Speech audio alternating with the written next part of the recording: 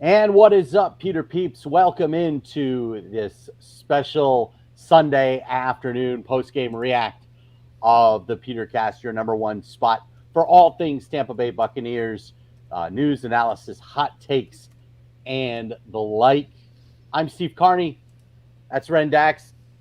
Hello. Ren, it was a much better and a much less stressful game here this afternoon than on Sunday Night Football. I know I was less stressed. How were you watching today's game? Yeah, it was easy peasy. This one was you know, I did, was thinking at the beginning like I'd really like for the defense just to start off a game strong at some point. Like a 3 and out or not, let the team go down and score or Mm-hmm. things like that. And we'll get into that, but it's exactly what we kind of chalked it up to be.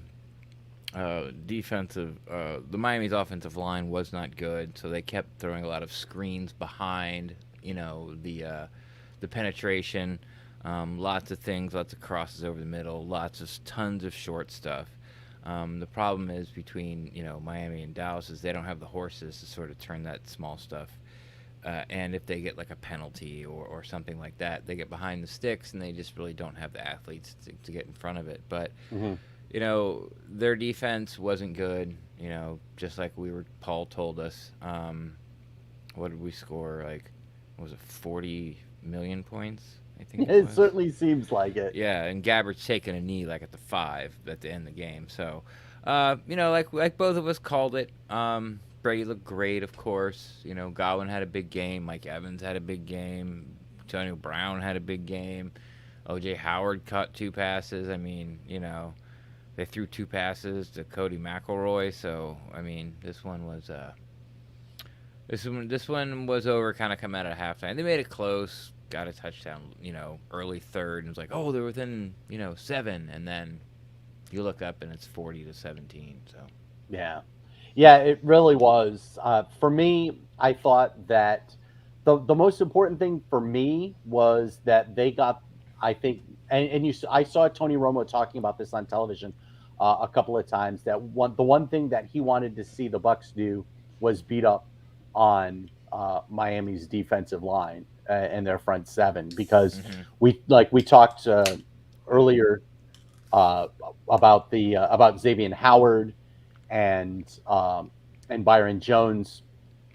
I really thought that if they were going to have any sort of success, the most success would have come from being able to go after the front seven as opposed to the defensive secondary, and they did a really good job of that with Leonard Fournette, with running stuff over the middle. You saw the screens. You saw Antonio Brown get a couple of screenplays. Chris Godwin had a couple of those wide receiver New England style screen passes, and I really thought that they did a good. And like I tweeted about it, like it was nice to see them target OJ Howard a couple of times in the first half. yeah, I think that was really important uh, for the Bucs to be able to keep the the focus away from the corners. If you can get a little more focus in the middle of the field, I thought you would have been able to have a better opportunity to then go out and drop a dime into the hand of Mike Evans, like you saw later on in the game. So yeah. It was. I I don't know if Miami's corners performed as well as they were touted. Well, I can say they definitely didn't, but I don't know if they're good as they were sort of touted. We went after them, and when we didn't go after them a lot, but when we did, it seemed to be a big play. Like Mike Evans went over 100 yards, but I think he only had like 4 catches. mhm. It was so. One was against Jones. The big Antonio Brown touchdown catch was against Xavier Howard. So Mhm. it was one of those games I feel like we've been saying all year. It's like this could get ugly early. I said against the Dallas game because of their defense, their offensive line, and then I didn't really realize how good Dak Prescott was. In the Atlanta game, we're like, oh, this could get ugly early, and then next thing we know, it's like 25-21 in the fourth. It's like, what's going Yeah. on? Like, wait a You know, minute. and then with the Patriots game, this could get ugly early, and it's raining, and I don't, I think everyone sort of underestimated the emotional drain it had on Brady and sort of the Buccaneers as a team, really. Yeah. Uh, but this one was like it could be over early, and it was. It was, like it. As soon as Miami didn't score, it was like okay, they just pulled away and ran away with it. So nice win. No one got hurt. It looks like the defense we'll talk about needs some improvement and stuff. But man, yeah, um, easy peasy, man. Bucks win. Oh, absolutely. And we'll get to your responses here, your reaction to a 45-17 win. If you are watching us on YouTube, check out the comments. Ren has just put in the link for you to join us here live on the PewterCast presented by BetUS.com. And we will definitely take your thoughts on what went on here today. I know I was kind of curious to see how the secondary would react. Getting Jamel Dean back, I thought was big. He ended up having that interception that came on the tip pass. Mm-hmm. I was kind of it wasn't the prettiest of games for the defensive secondary. I thought Cockrell got burned a couple of times. You saw Sherman get called for pass interference in the end zone. I thought, okay, this. I think right now it's try and tread water as best as you can until you can get Carlton Davis back, and then we'll see about Sean Murphy Bunting at some point, maybe later on this year. Fingers crossed in that area. But I think that the defensive secondary is certainly something that I wouldn't give them a game ball, but I would give them an attaboy for being able to tighten up when they needed to and not cause too many problems with the defensively. Yeah, it's just for Todd Bowles and company. it should be just like in a survive and advance sort of mentality right now until Yeah. they get at least Carlton Davis back. I'd really like to see a Carlton Davis, Richard Sherman outside corners and see what they could do, in a Todd Bowles defense. But yeah, so it's hard to sort of bang on the secondary because they are so depleted, and at the end of the day, they only gave up 17 points. So that's really good in today's NFL, especially with a team that came in. Especially if you're playing the Bucs, because teams don't try to run the ball, so they're going to be throwing it a lot, and then you got a banged up secondary and only give up 17 points. Not that big of a deal. No, not at all. And before we start getting into your comments and your reaction, do want to talk about the close shave that a number of Bucs defensive players had against Jacoby Brissett, because Brissett got beat up and they had there was a chance, and I know that Tracy Wolfson talked about it on television, Brissett going to the locker room and then coming back out. So we did not get a chance to see Reed Stinnett behind the center for the Dolphins. That would have been pin your ears back, get all nice and shaved up and ready to get after it. But that is my weird transition. Yeah. Do you practice these or? Nope, not at all. Okay. All right. Couldn't tell. Yeah, we couldn't tell at all. But yes, the PewterCast is sponsored in part by Manscaped. Autumn is in the air, pumpkins are in the patch, and our friends at Manscaped are here to make sure that you don't carve your pants pumpkins when you're grooming. I love this new copy. I think this is hilarious.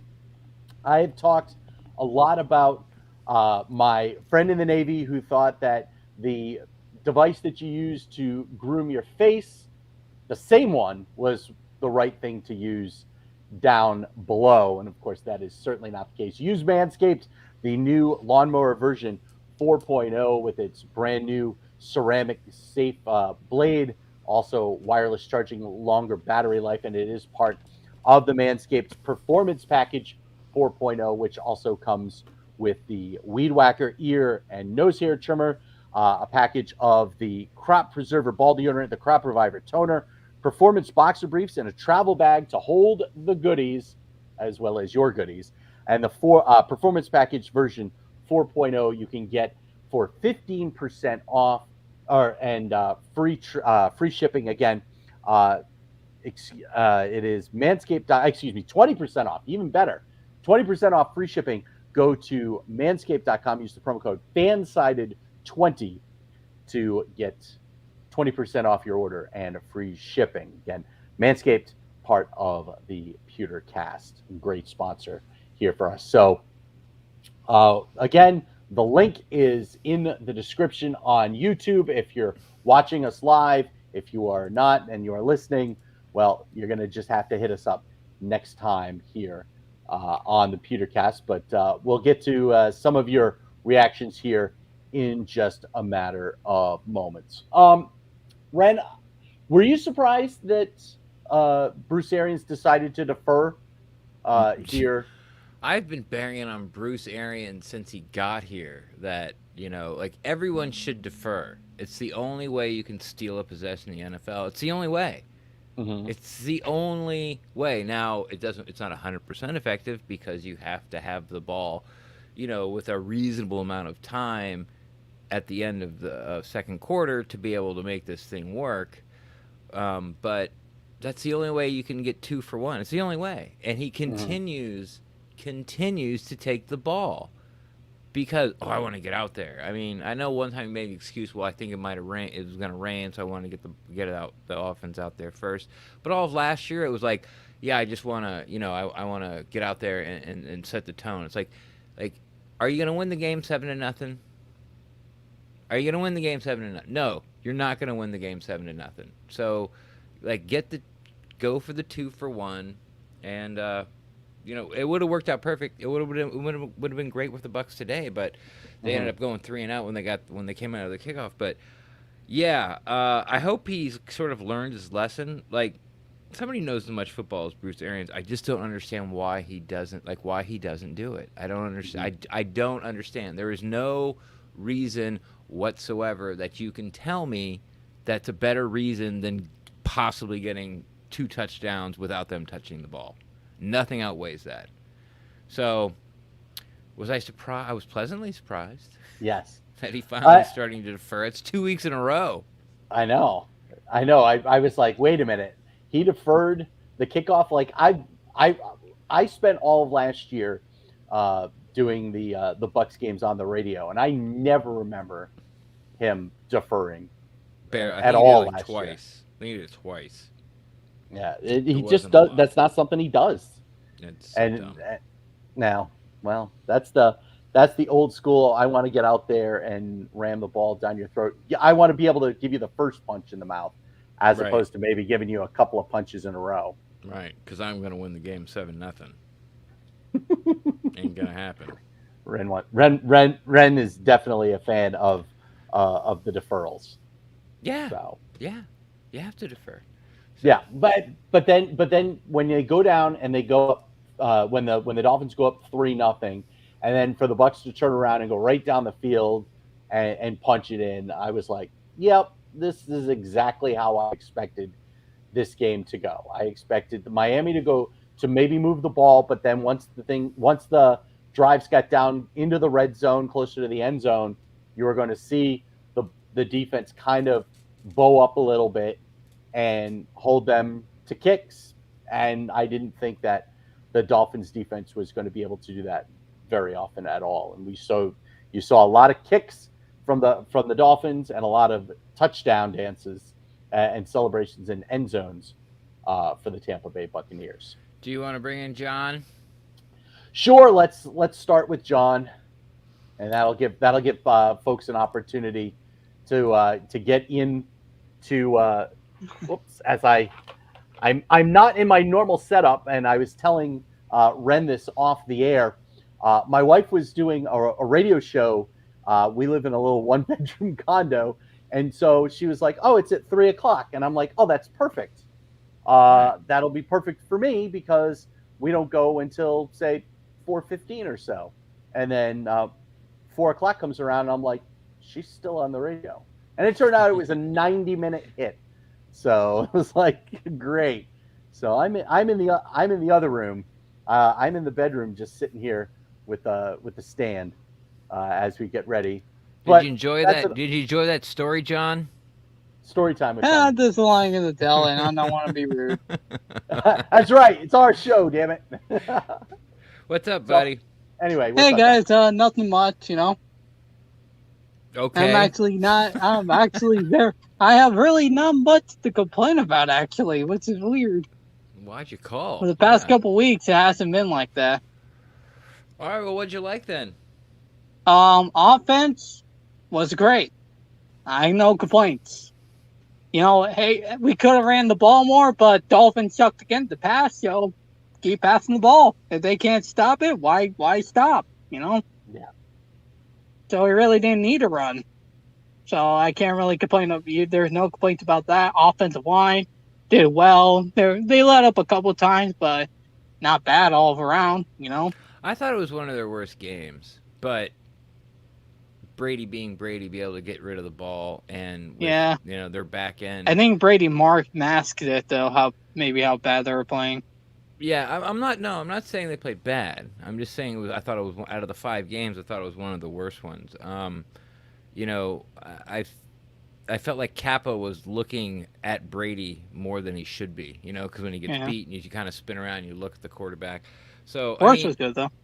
Oh yeah, worth and like again, sort of on your thread, we were like, I have a lot to complain about, which is fine. You're allowed to praise people too, John. But I thought the offense. Yeah, I mean, you look at it, it's like Brady throws for 400 yards and 5 touchdowns, only gets sacked once. Of course, you're gonna think, the offensive line did a great job. He was under duress. And with Brady being Brady, getting rid of the ball, of course, the Antonio Brown Especially on that touchdown. Antonio Brown pass though. He was under immense pressure when he threw that pass to Antonio Brown, and he took it all the way to the house. God damn. All right, yeah. So, I thought Leonard Fournette had a really nice game. Running the ball, catching the ball. Giovanni Bernard looked good, when he was in. Right. Did you notice that the first time Giovanni Bernard touched the ball was the exact same play he got hurt on? Yep. Yeah, so I was like, wait a minute, this is wow, that was deja vu, but this time he didn't get injured. Yeah, that's right good. on the same knee too. Yeah, I'm like, whoa. I was kind of scared for a second. I'm like, whoa, no, not again. Right. So, yeah, go ahead. Wide receivers, they God. played well. Antonio Brown played well. Mike, got open good times. It seemed like the guy who didn't get the stats this week was kind of Chris Godwin, but even he had good spots though. So it's like, pass catching was pretty good all around. Definitely better than last week. But I think that could have been. There's a couple factors last week with like the weather and crap, because that was bad weather at freaking Foxborough. It was all rainy and crap. Yeah, we're not gonna mention the New England Patriots game ever again. That was weird. I'm just so tired. I'm just so over it. Like I was just that week made me burnt out on like football coverage. I don't. Defensively, care. there was a couple bends, but we didn't break though, which I like. This different from a couple weeks before. We bend, but we didn't break this time.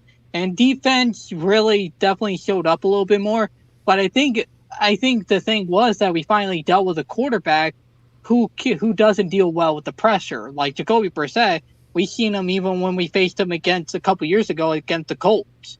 Mm-hmm. He didn't does well under pressure. Yeah. So really when we put him under pressure, he didn't do well. And I think that's what. So I think that was a good thing that even when the defense wasn't getting home, putting pressure on, it affected Jacoby Brissett this time. So which was good, which was nice to see. It really helped. Like he became a statue for like a quarter and a half after he sort of pulled his hammy or his quad. Yeah, whatever happened. It's like he didn't want to run anymore because I don't want to pull my hammy now. I'm done. He wasn't stepping into it. He wasn't doing anything, and I was a little surprised that Bowles didn't start sending massive pressure sort of up the middle, like just overloading the middle. Because it looked like he wasn't going to run at all, and then as soon as I'm, thinking that, okay. Bowles was going to do something about it, then it was the last touchdown they scored. Yeah. Brissett actually, sort of got out of trouble like 2 plays in a row. But he ended up getting You can tell he didn't like it. He was really hurt. It was just he was kind of limping around. And then when he got sacked, he was down again. Like, I don't even know, like, if he'll be able to play next week. You know. Well, hopefully Tua is back because now they're going to deal with a former Buccaneer, Reed Sinnett. Former Buccaneer. Yeah, they're not going to have Reed Sinnett. Tua comes off IR next week, so he'll be. But remember, though, Reed Sinnett, he's a former Buccaneer, undrafted free agent. Yes, we know. Yeah, we got enough of that from Tracy Wolfson, unfortunately. Let me ask both of you. The only one upsetting part of today's win was seeing Levante David go down. Yeah, that was. I was nervous, especially when you have a guy like Ndamukong Suh roll up on your ankle and roll up your leg. You're thinking, if it's an ankle, that's one thing, and especially for something like that, you're looking at the high ankle type of sprain. So my guess would be we may see Levante miss 3-4 weeks if it is a high ankle sprain. But I was really nervous because they were looking at his knee to start things. Because it could have been like another Vita Bayer injury like last year. Remember how that happened? Yeah. Yes. Yeah. Yeah, it could have been like that situation. We hopefully not that situation again, where it's actually broken. I don't know. He got up and was like walking off and was walking around on it. I mean, like, to be honest, like I don't feel like he's gonna miss a week at all. I don't think he came back in the game, but that was fine. He didn't. It was. I guess Kevin Minter, time to show why we brought you back now.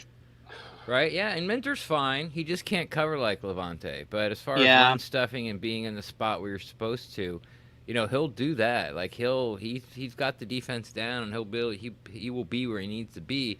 But if you have to count on him to sort of erase somebody, he doesn't do that. He can't do it. He just can't do it. You're gonna have to switch it to Devin White, which definitely dealing with the injury. Definitely dealing with the injuries this year compared to last year. Holy crap! Yeah, man, just survive in advance. The one thing about Kevin Minter is, you gotta line up in the right spot on the opening kickoff. The first kickoff that you take. I was like, are you kidding me? Yeah, that was weird too. I was like, what the hell? Yeah, I didn't get that. I didn't get that one at all. Like, I had to go back and take a look at that. Also, Bruce Arians said in his post-game press conference, according to Greg Allman of The Athletic, that he does believe that Levante David has a high ankle sprain. So those are normally 3-4 week injuries. So we might get very up close and familiar with how Kevin Minter will handle. Well, because then it'll probably, and then maybe even KJ Britt. We may see more snaps from him probably. KJ Britt. You might see him dress and be more of a part special teams wise, but I don't know how much you would see KJ Britt on the field with the defense. Yeah. It's just all the responsibility and all the calls and all that stuff is now going to switch over to Devin White. I guess Devin White's going to have a lot of pressure on him now. It's definitely time for him to step up in a way. Going to have to step up, Devin White. I don't think you have to worry about that. Yeah, I mean, because now he becomes the other captain now, because it was him and Levante were the captain. So he's going to be one of the only captains now. Technically, Kevin Minter's the captain, but that was on special teams. Yeah, I don't think that matters much as far as game day at all. No. It's more of a who gets to call the coin toss or the coin toss. Yeah. So that's and whoever's got the green dot on the back of their helmet. Yeah, which will be now Devin. Anything else for you, John? We're gonna jump to Corey. Okay. The penalties weren't horrible, and officiating wasn't bad this game. At least was really pissed off at the refs. That's true. There were some ticky-tack calls, but none of them were egregiously bad. God, because I would say the past every other game, I was like furious at a lot of the calls. I'm like, at some of the calls that they didn't make, I'm like, what the? But today though was refreshing, so that was nice. Yeah. No, Good. I don't want to kill every referee in the building and want to put replacement refs. Yeah, you can't say that. FBI will show up to your house. Yeah, don't be saying that. You can't I say know, but I'm just Well, essentially, I know what no you mean. replacement refs this week. No replacement refs this time. All right, John. Thanks, man. All right. Good to see you. Go Bucs. Good to see you guys. Go Bucs. All right, see you later. And now we head on over. If we can get his. Hey, There he Oh, is. there Corey's he been is. trying You to guys- find a you guys hear me? Are you driving Yeah, I'm around always- Nashville trying to find a signal? no, I'm going to. I play in an adult men's league basketball, so I'm going to my game. Ah, there you go. All right. Yeah. Listen, I don't want to take for granted the fact that we're playing other professional teams, coaches, etc. Right. Tom Brady's fucking amazing. Yeah. He's amazing, Yeah, he is. and he literally unlocks what this offense is capable of because of his decision making, because of how quickly he deciphers information on the field. That throw he threw to Mike Evans, the deep one for the touchdown, I just don't understand how he's still able to do what he does at such a high level. Like, his arm looks live, like he got 3 to 5 years left in his arm. Like, he's amazing, and I'm really happy that he's our quarterback, that the way that he is now. Man, like, I go by what I say, even what I said last week. You have to score 30. You got to score 30 points to beat us, man. Our one loss, we gave up 30 plus, right? 34, right? We put a lot of pressure on teams. Now, think about this for a minute. There was 1 minute left. A team that has not scored a touchdown, by the way, the entire second quarter of the season, like in second quarters of a season, are the Dolphins. Our offense puts so much pressure on them, and this is why we defer. This is why we're deferring the ball now, because our offense forces you to be aggressive. Because you're going to kick the ball back. Now, we ended up punting our first possession in the second half, but it's a lot of pressure on other teams. Now, can you imagine if Shaq Barrett would have forced that? Because they were passing the entire drive. So can you imagine if Shaq Barrett would have forced that fumble on the left side of the field? We get a chance to steal more points, and then the ball comes back to us. Right. Our offense is starting to really put pressure on teams, and we were very fortunate to continue to be healthy on that side of the fuck. But anyway, Levante Davis. So you said there were some reports coming that it may be a high ankle. It didn't look high ankle sprainish to me though, because the way he was walking, it didn't look high. It didn't look high ankle sprainish to me. He jogged back to the locker room, and the X-rays were negative. And I just feel like at that point we would have known if it was a high ankle sprain when they told us the X-rays, the preliminary X-rays were negative. So I don't know. Maybe it swelled up some more. Maybe that's just what BA said post game, was that his belief is that it was. Said, BA said that. Okay. Yeah, but he said he thinks. Okay. Yeah, it's a thing. Well, it's a I thing love thing. this part. I'm sure of it'll be our schedule. reevaluated tomorrow. So. Okay. Well, I love this part of our schedule coming up here, but I want to continue to talk about the ability to play like Super Bowl champion in certain instances. Last week, like you said, I don't want to talk about it. Let's just talk about what happened. Emotional week. We had a lot of things going against us that game, but we had resolve. Now this week we were on fire on offense. Our defense was kind of. We play really aggressive on the front end, but really soft on the back end. And it's even at the second level, the linebackers should be. Our zone coverage to me is really soft. Their running back had 11 Gaskin had 11, 12 catches today. Like, yeah, a lot. That's just check down all game to get up the field. But that's not going to get you 30 points. No. So I have to take those things with a grain of salt. And that's honestly a lot of teams. That's the running game versus us. 1, 2, 3, 4, 5 yard passes. So some things you just got to take with a grain of salt. We got to tackle better. My last point, guys, and a lot of people don't pay attention to this. I know Carlton Davis is hurt, but him and Richard Sherman are probably two of the best tackling cornerbacks in the NFL, and we have to be very thankful for what they do as far as tackling. I watched Xavier Mhm. Howard today, who gets paid like a top 3 corner. First of all, he got abused in the passing game, and then Yeah, on he did. Leonard Fournette's touchdown run, he just like whipped Yeah. so badly. He looked like a deep. I'm like, that guy gets paid. Jones has all of the ability in the world, but his lack of pass pro is an issue. Like he's just not a lead back. Um, and the ability to tackle on that back end is really what makes us a fierce team. I'm just so proud of this team right now to be 4-1, and it's a lot. It's a lot to be hopeful for the season with this part of my schedule coming up. And Uh-oh. I think we finally lost him. Yep, I think he's finally gone. When he went on that tirade about Xavier Howard, it was like somebody Yeah. was using the dump button on him. Yeah, that's All right, called Corey. I don't know if you can hear. If you finally froze. Yeah. Good stuff So- though. I think he is right though when it comes to taking a look at Xavier Howard and what happened. I mean, we got asked on Friday if we thought that Xavier Howard was going to be following Mike Evans. Turned out Right. that he was following Antonio Brown a lot, and you saw Antonio Brown a couple of times on the play, the 62-yard touchdown where Brady got destroyed.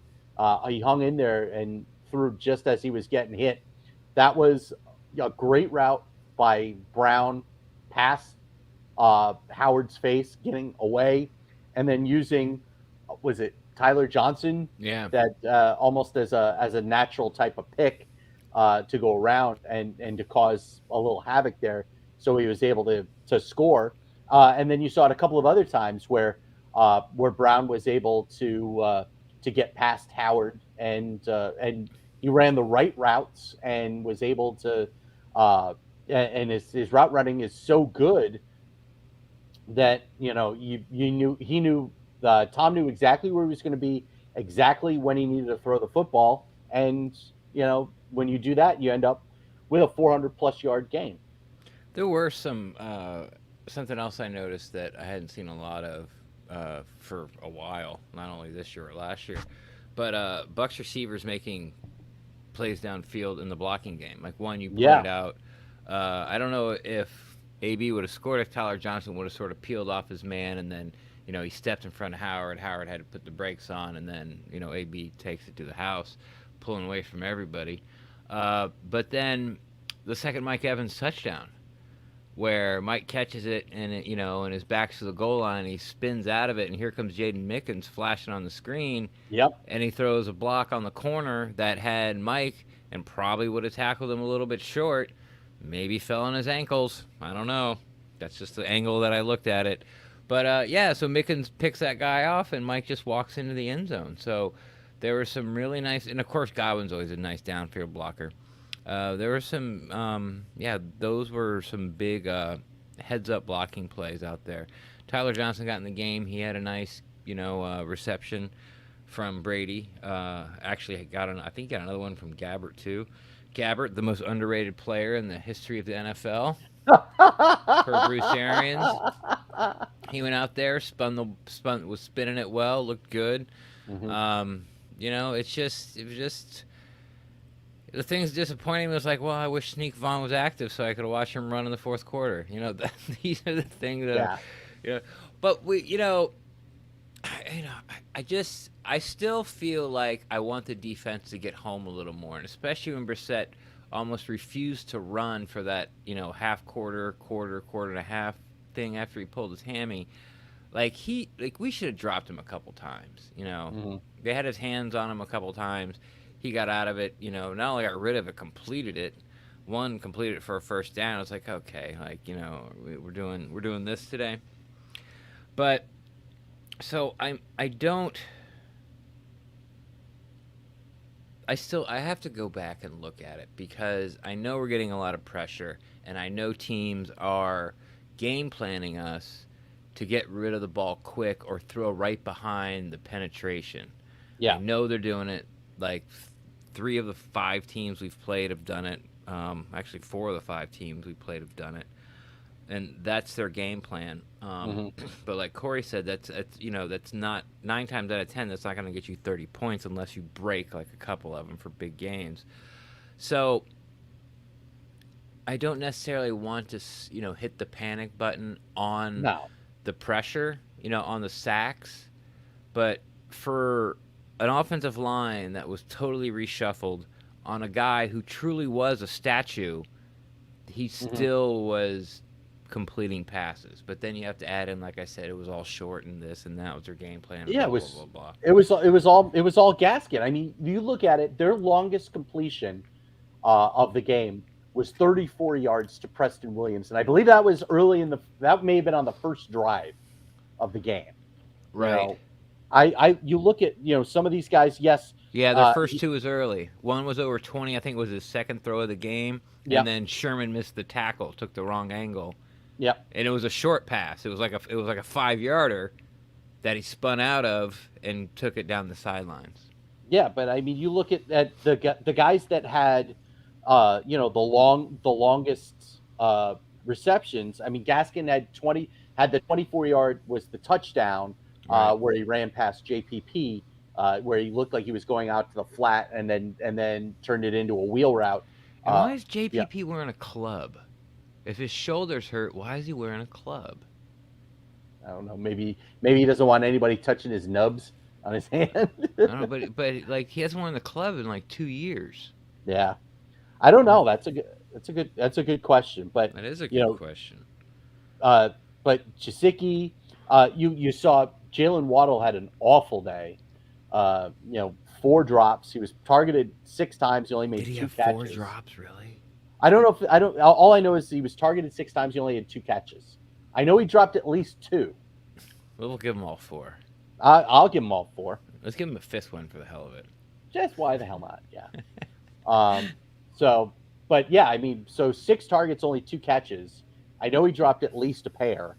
He may have dropped a third, but I look at all of the production that the Dolphins had in the passing game came in that first drive, and that first drive ended in a field goal.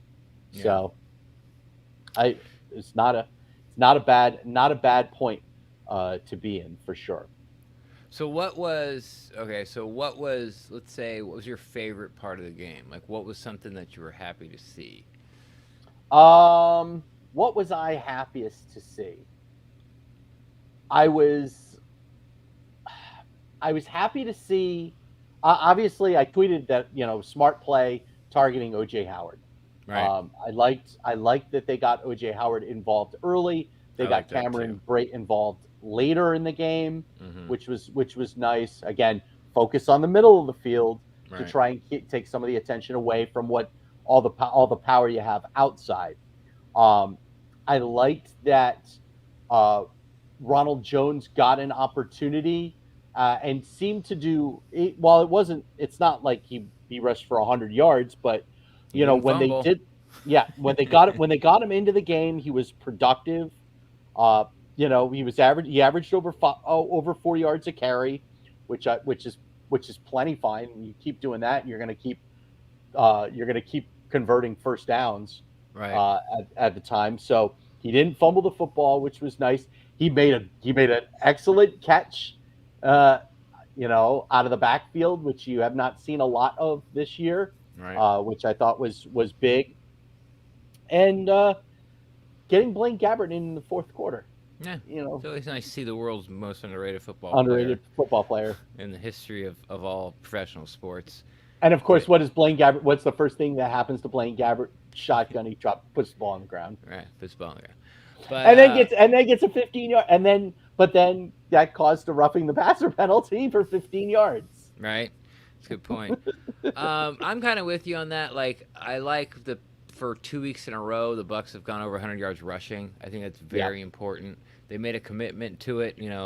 Might have been in New England because the weather, mostly because they were playing dime, and that's what you do. Against the Dolphins, I'm not really sure.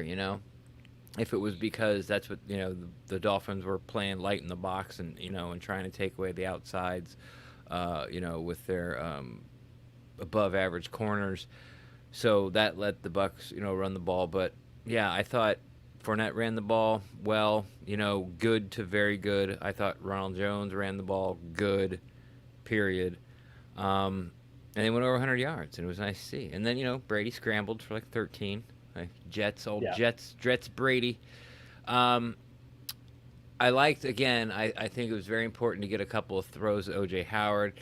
I thought it was very important that nothing bad happened to O.J. Howard, like a fumble or a drop. Same thing with Ronald Jones. Nothing bad happened to him. I thought that was good. And then defensively, I really don't, you can't make any sort of assumptions about what they have to do. Obviously Miami moved the ball against them, and they're not, they're missing a lot of weapons. But you can't sort of say, hey, this is what Todd Bowles needs to do or should do, or maybe try this, because right now you're just piecing it together with, guys off the street, and your fourth and your fifth corners, and a dude who 2 weeks ago was, riding his Peloton in San Francisco or what, you know what I mean? It's just like, you're winning. You really can't, criticize the defense, especially the back end right now. It's just again, it'll be the third or fourth time I said it, but it's like the NCAA tournament right now. Just survive in advance. Just keep clicking off the wins, and then, get healthy, and then you can start saying, hey, we need to do this, or this needs to get better on the defensive side of the ball. Absolutely. You know what else was really good for you this week? Your picks on BetUS. I know. I was a little quick reminder to everyone watching and listening. I did a 3-teaser parlay. Yeah. So I got to move the point spread 7 points. So I took the early game and I moved it to 9.5, and I took the Jets, getting the points.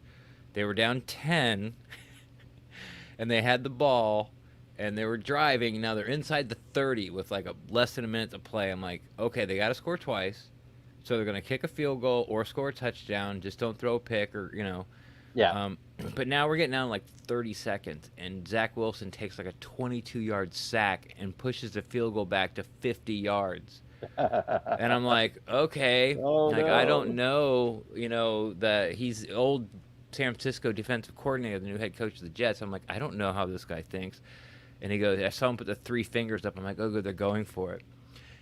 And the Jets kicked the field goal, and it squeaked in the post to cover, to knock it down to 7 from 10 to cover for the game.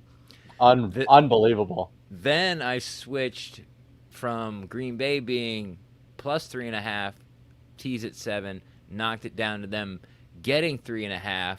Yeah. And, the Bengals came out, scored a touchdown. Then they threw up like a Hail Mary right before the half and got that in there. Then the Packers came roaring back, and then a late touchdown by the Bengals. And it was 22-22, and then the ball's at midfield, and they're trading fourth downs. And I'm just like, somebody kick a field goal and end it. Then it goes to overtime. I'm like, no, because what if somebody scores a touchdown? If the Bengals score a touchdown, then I lose. But I don't know if you heard me during the pod. You just heard me go, oh, thank God. Green Bay kicked a field goal to win. Pretty late. So, I so covered on that. 25-22, and your third piece, you just need the Cowboys to win, and they're up 3 on the Giants right now. Yeah, I just need the Cowboys to beat the Giants, and I win like $7 million. Yep, he's gonna have $7 million from BetUS. Mine, I'm 1-1 so far this week. I took have a loss already? Yeah, I took. Well, the problem is that the Jaguars scored points. The problem is why is there always a problem on your bets? Because my bets are problems. The problem was. No, but I took the Falcons in the London game, good pick, giving 2.5. So I was able. So I came out with a win there, but Jacksonville scored 19 points.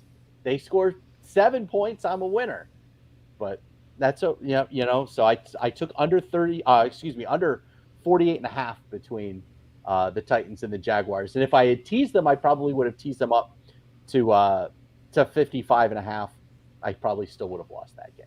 So anyway, doesn't matter. What'd you win? Which one did you win? I won Atlanta. I lost the under. The under, and then my other one is I have the Ravens -7, so that's Monday night. All right. So All right. learn about. We'll talk more about that one on Wednesday.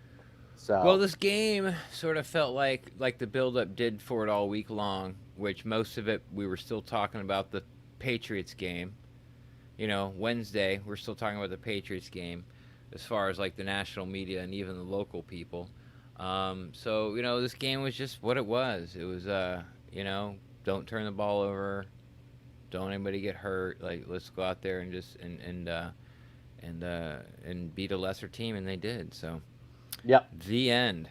They certainly did, just like you beat up on your lesser picks, and are an opportunity to go 3-0 again this week and prove why you are the better.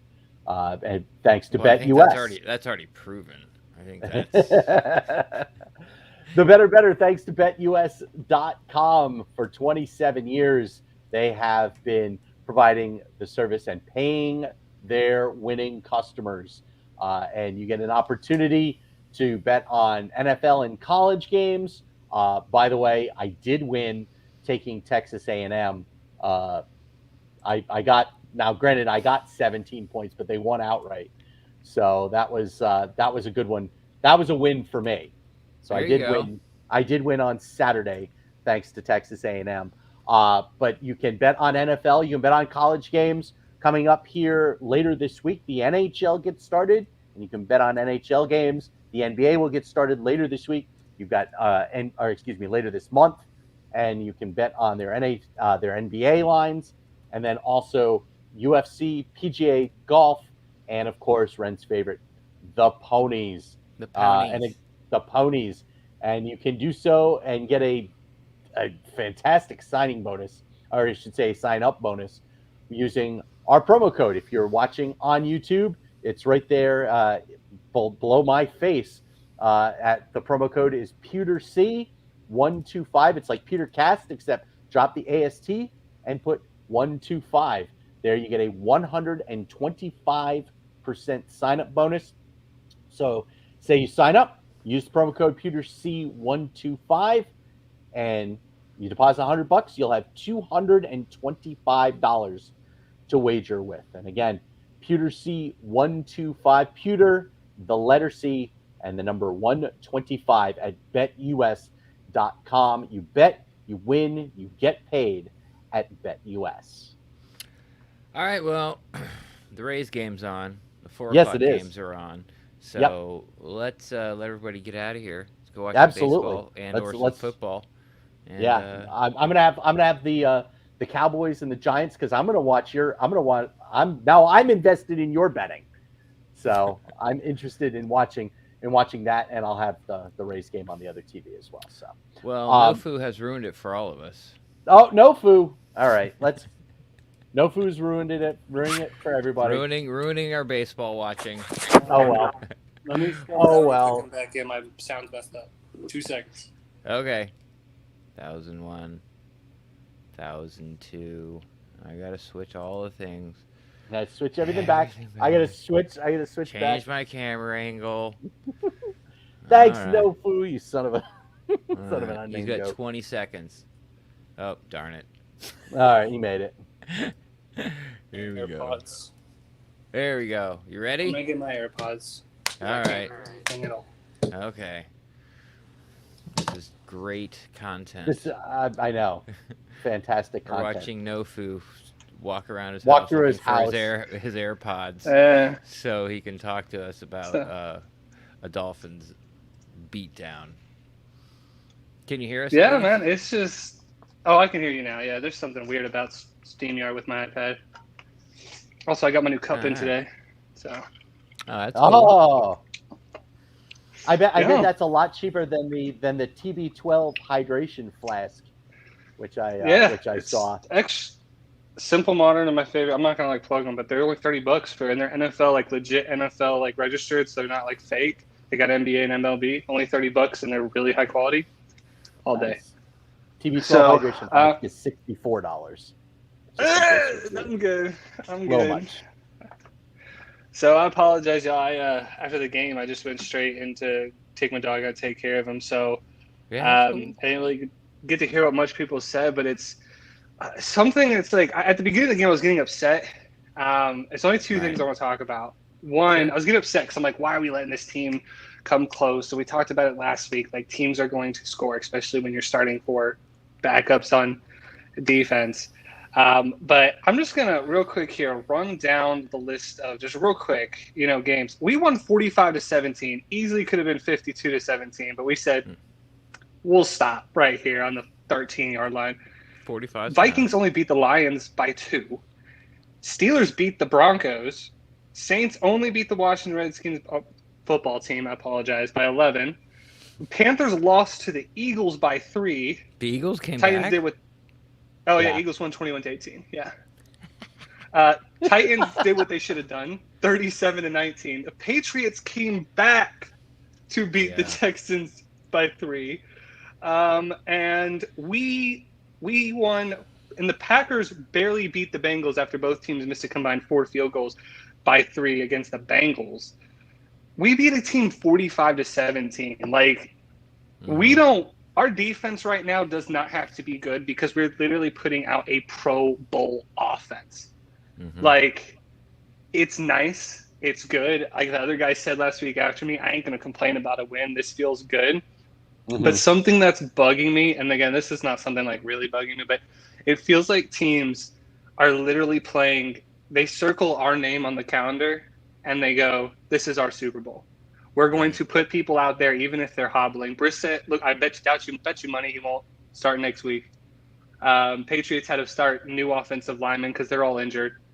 I just feel like teams are literally just looking at us and saying, we're going to put everything on the line just to beat the Bucs. We don't care how the rest of our season goes. So those are the only things. Yeah, obviously that's ridiculous, but yeah, it's ridiculous, 100% ridiculous. It's but I follow your logic. It feels like that. It feels like that, and that's something everyone talks about, and we talked about, under the sun. Like, you're gonna get the team's best shot, But now you're actually you're gonna get the team's best shot, and those are just words. But now you're seeing it. Like the huge letdown for the Rams after it felt like they put their. Like, if we're going to win one game this season before we make the playoffs and make our Super Bowl run, it's this Bucs game. Like, they've been prepping for that game for 5 weeks, it looked like. And then they go and get blown out by the Cards. New England, I have no idea how they came back, but they, put up this great showing, big moral victory, come out and start laying an egg against David Mills and the Houston Texans. David Mills, who was a whopping 2 for 8 with 3 interceptions last week through 3 quarters. So, so these teams are putting it seems like every game after the Bucs game is a trap game, and I'll have to see with Miami. I mean, they didn't put up a great effort, so I guess it'd be hard for them to look even worse. And with Tua coming back, so it might not work out this week. But I hear what you're saying, and I was like that at the beginning too. Beginning of the game where it's like, okay, it's like seriously, like, are we gonna have to outscore the Dolphins like 45-38 to win this game? I'm like, is that what we're gonna have to do? But it didn't happen. But the Dolphins. But still, the fourth quarter, why do y'all still have Brissett out there? Like, you literally see this man hobble. Like they literally, I think Romo said he was the first guy he's ever seen in his career. And in his announcer career, a guy was carted to the locker room and then carted back out and still played. Yeah, I know. Like, but either way, I just wanted to say, no, you're fine. Throw some dirt on it. Yeah, exactly. Well, I just want to say hi to you guys. I'll be there for the Thursday night one. The only thing I'm going to say, and then y'all can get to the Rays game, is someone needs to teach Tony Romo that anytime we enter the red zone, we fire the cannons. Yeah, exactly. Yeah, Nance said the same thing. It was like, wait a minute. Oh, somebody preemptively fired the cannons. They only save it for scores. Nope. Red zone.